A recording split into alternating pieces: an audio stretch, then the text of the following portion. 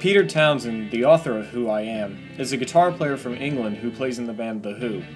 He plays while Roger Daltrey sings, he used to play while John Entwistle played bass, and used to play while Keith Moon plays the drums.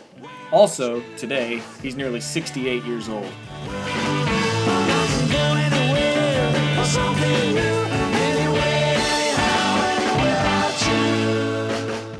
Pete Townshend was born May 19, 1945. His parents, Cliff and Betty Townshend, were the generation of people living through the World Wars.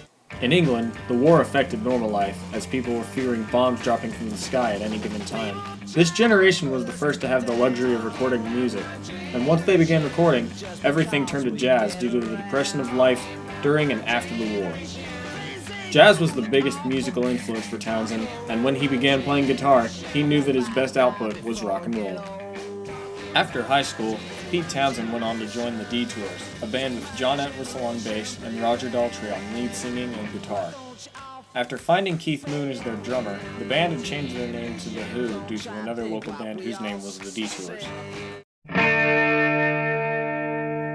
I don't mind. From 1964 to 1968, The Who had put out dozens of hit singles such as The Kids Are Alright, I Can See for Miles, Pictures of Lily, My Generation, Magic Bus, and others. All of these, remember, Townshend had written himself. Around this time, Pete had become a follower of a religious cultist leader named Meher Baba from India. Meher Baba had deep spiritual influence on Pete's subsequent musical project, a rock opera called Tommy. A rock opera is a term that Townshend coined himself. It's a group of songs with different styles that all come together to form a collective story. Tommy is the story of a deaf, dumb, and blind child named Tommy who, through his pinball skills, becomes the object of a religious cult. Out of context, this story sounds absolutely ridiculous. But if you listen to the 25-song album, the story is beautifully represented through dozens of amazing songs with inspiring lyrics. Tommy, now 44 years old, is still a wonderful piece of music, and is ranked 96 on the Rolling Stones 500 Greatest Albums of All Time.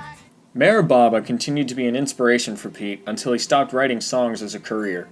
Baba's spiritual guidance kept Pete together until he couldn't help Pete any longer. Baba died in the mid-1970s, before Pete could ever meet him. After his death, though, Pete continued to follow Baba and began having visions of Baba telling him how to cope with his current state in life. This was very evident in 1978 when Keith Moon, the drummer of The Who, had died. From then on, Pete quit drinking alcohol altogether and became an all-around spiritual man.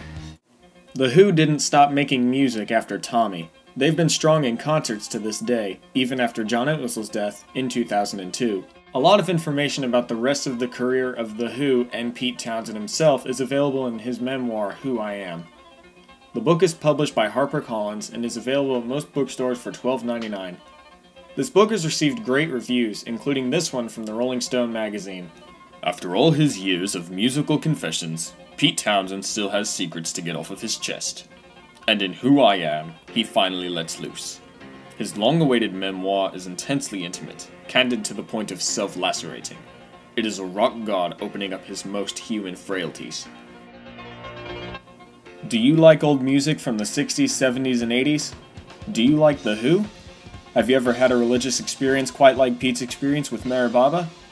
If you answered yes to any of these questions, then pick up a copy of Who I Am today.